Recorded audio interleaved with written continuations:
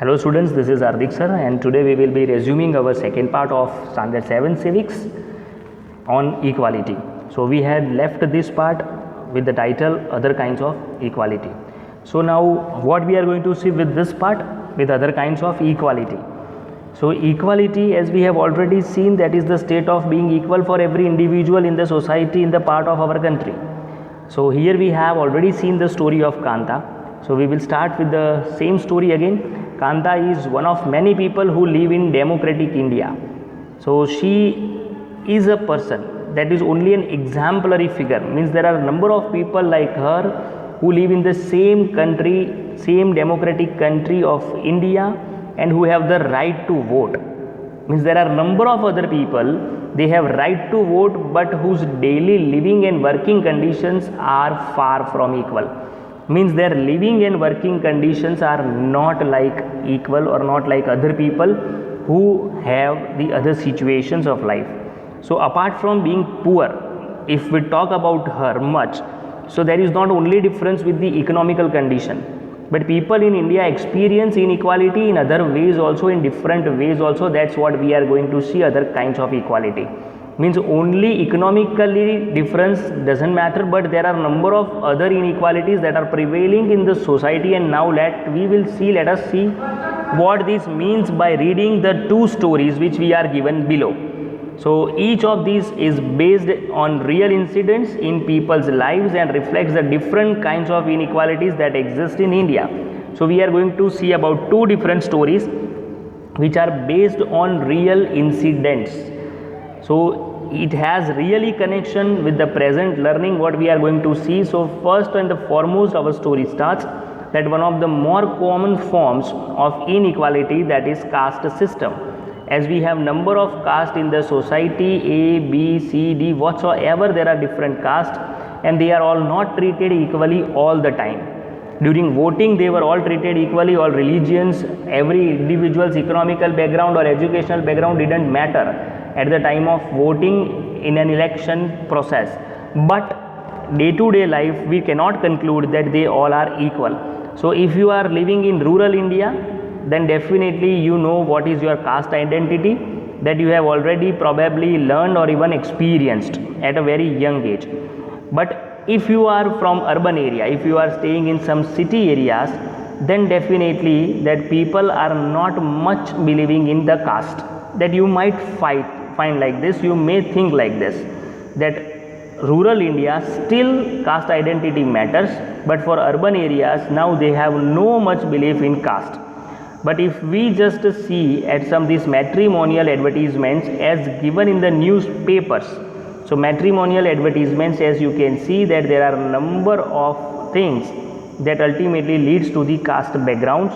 So you also can find such examples from a newspaper, and you can find that every caste is not given equal opportunities, and thus the issue of caste that continues to be in the minds of highly educated urban Indians also. So from these examples only we can find that there are still number of differences in the caste. So now we are going to start with a story that how a Dalit child experiences during his school days.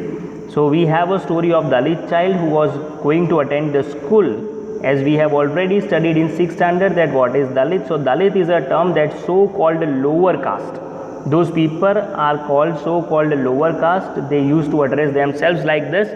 What do you exactly mean by Dalit? So Dalit means broken, who were crushed by other people.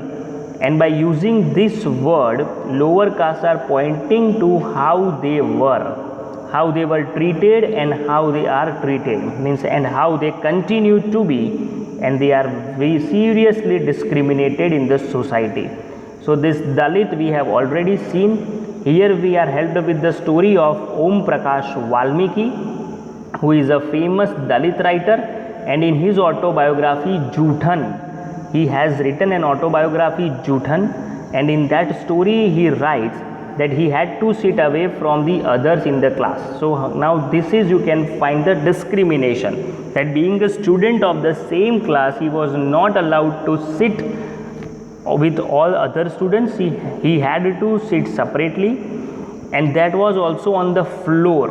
he also adds that the mat on which other students used to sit, it ran out before reaching the spot he used to sit. Where he used to sit, exactly just before him the mat used to finish and he had to sit on the floor. Sometimes he would have to sit away behind everybody, means he cannot sit before them, he had to sit at last right near the door. Sometimes even the other students would beat him, means Om Prakash Valmiki used to suffer through all these things. He was beaten without any reason just because he was a Dalit. So this is the feelings he has written in his autobiography. Sometimes he used to say that when he was in class 6th, he has one story here, one incident he wants to share with us, that his headmaster asked the Om Prakash to sweep the whole school and even the playground. So he adds for that, he writes for that playground was very larger than his small physique, means he as being a small child couldn't handle and couldn't clean the whole school and even the playground. So his back began to ache, he had a pain in his back because of doing such a work as being a small boy. His face was also covered with dust and the dust had also gone into his mouth. So these were number of problems he had to face. Here you can find the cover page of the book Juthan, Dalit's Life, written by Om Prakash Valmiki. So he adds that the other children in his class, when they were studying, he was sweeping. Headmaster used to see this from his room. He used to keep a continuous watch on Om Prakash Valmiki. Om Prakash Valmiki was not even allowed to get a drink of water. As being Dalit, he was suppressed much, he was discriminated much. As you can see, he was ordered to clean, he was ordered to sweep the whole school and even the playground. As being a very small boy, he couldn't handle all these affairs, but he had to do all these things. By doing this, he had a pain in his back and even the dust went inside his mouth. Still, headmaster was sitting in his room and just watching him doing all this task. He was not even allowed to have a drink of water. He was not allowed to even drink water in the school. So this you can find the unequal treatment being given to the student. So he adds that he swept the whole day from the doors and windows of the schoolrooms, and the eyes of teachers and the boys saw this spectacle. That scene everybody was looking at when he used to do this. So spectacle means a scene that everybody used to see. Om Prakash was made to sweep the school and the playground for the next couple of days. So this came to an end. Ultimately he had done this for a number of days. This activity had been going on for a number of days, but when his father, when he was passing by, he saw his son sweeping in the school. So he confronted the teachers. He asked the teachers not to do so. He stopped the teachers and then walking away from the school while holding Om Prakash's hand. When leaving from the school with Om Prakash, he loudly said, all of them to hear, that you are a teacher, and being a teacher you should not do this.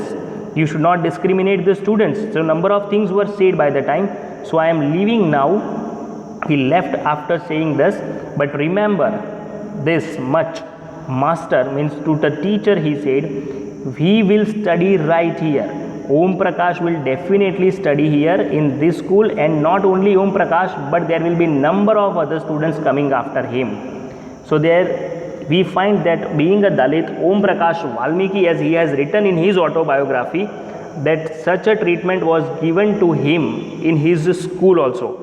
Here we are going to see something about, we have a question. So why do you think Om Prakash Valmiki was treated unequally by his teacher and even the classmates? Please imagine yourself as Om Prakash Valmiki and write 4 lines about how you would feel if you were in the same situation as him. We are not studying equality only with the purpose of rectification or for cramming just to get good marks in the exam, but try to understand that social inequality or economical inequality or whatever the forms of inequality we find in the society, that those evils ultimately can't lead us to the happiness, to the peace, and that's why equality is mandatory. After studying this lesson, at least you would not treat someone unequal. That is the main objective of the lesson, that you should learn equality, you should focus upon equality, you should start treating everyone equal. They are the major objectives, major goals, major targets of the lesson. So this story ends, and here we have the second story based on incident that took place in India's larger cities, which we have seen previous about Om Prakash Valmiki might be in the rural areas, but even the urban areas we don't find that there is no unequal treatment given. Means there also inequality exists by different forms.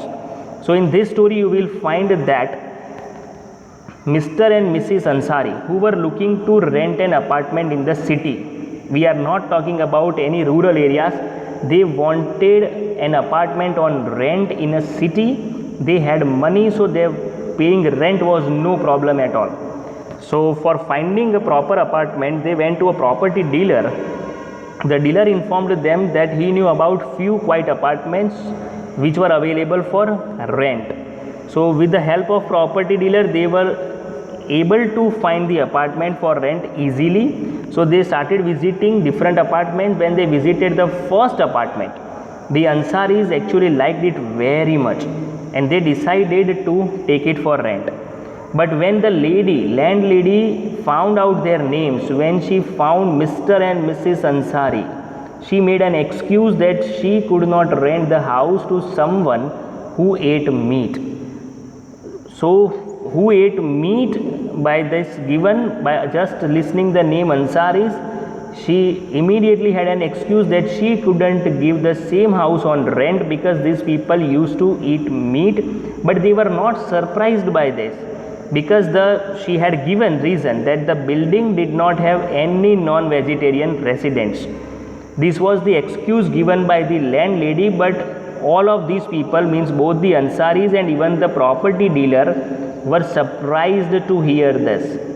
Why they were surprised? They were not surprised because she told like this, that everybody, that she was not supposed to give her house on rent to the people who eat meat, but they were surprised because they could smell fish being cooked in neighbor's house. Means as she told that she doesn't want non-vegetarian residents, but in her neighborhood itself the fish was being cooked, that's why they were surprised. The same excuse kept on repeating with the second and even the third apartments. Means after listening to their names, Ansaris, they were not given the apartment on rent. So even property dealer suggested them to change their names as Mr. and Mrs. Kumar, but the Ansaris didn't want this. They were reluctant to do this. They didn't wish to change their names and decided to look some more. So in the end, after a month, a whole month they waited, they just kept on looking at different apartments, and ultimately then they found a landlady who was willing to give them a place on rent. So did this happen just because of the name Ansaris? Do you agree with this? Now we have a question for this also. So if you were one of the Ansaris, if because of name you were also not being given the house or the apartment for rent, how would you have responded to that suggestion given about changing the name? So do you really think that changing the name doesn't hurt the person's self-respect? So why we are studying this? Dignity matters. Everyone has a self-respect, everyone has his or her dignity, which must not be violated by one or the other way. So this is what we are going to see, something about recognizing dignity with the upcoming part. Thank you.